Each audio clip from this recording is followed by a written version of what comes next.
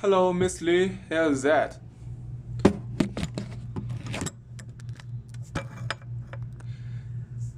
I'm going to show you the connection between the slope of secant and the slope of tangent.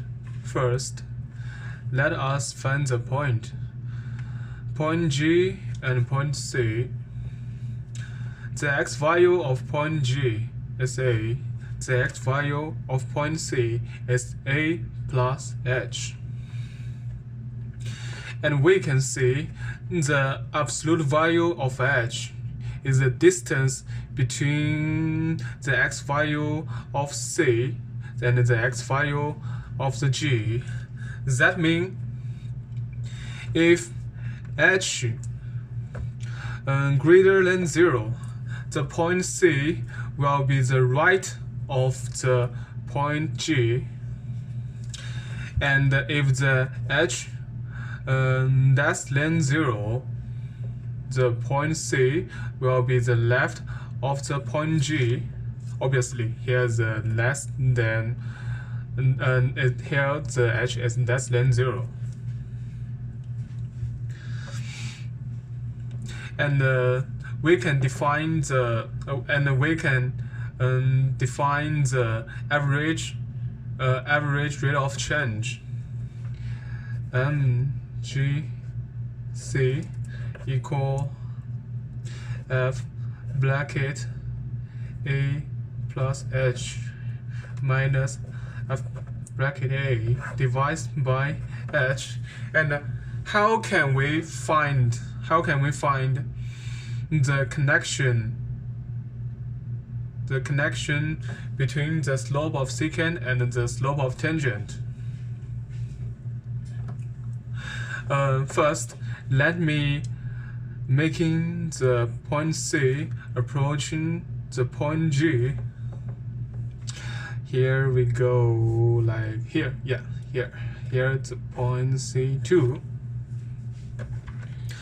As we can see, as I am making the point C approaching the point G, the x value of point C here is approaching the x value of point G. That means the x is the h approaching 0. And another interesting thing is, let me draw another secant. Okay, where's my ruler? Yes, another secant here. No.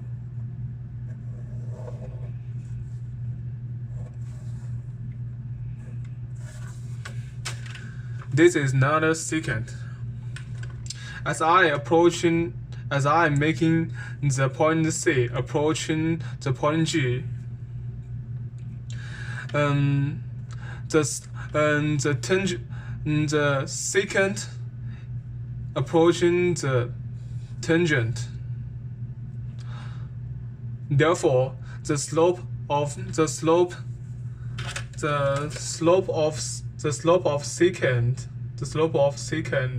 is approaching the slope of tangent. If it is not, obviously, we can keep approaching. Like here is point C3, yes, and we draw another secant. Here we go, maybe longer. Yes, this secant, and we can see these two lines, the secant and the tangent, almost superposition. Yes, it's almost superposition, and we can define the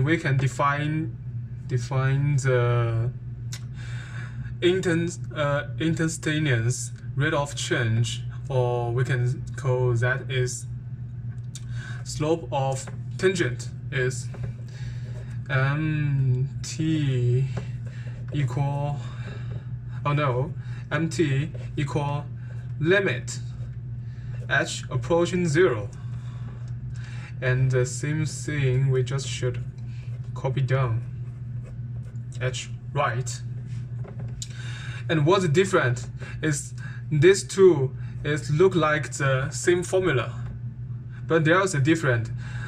The slope of secant has not limit. Thank you.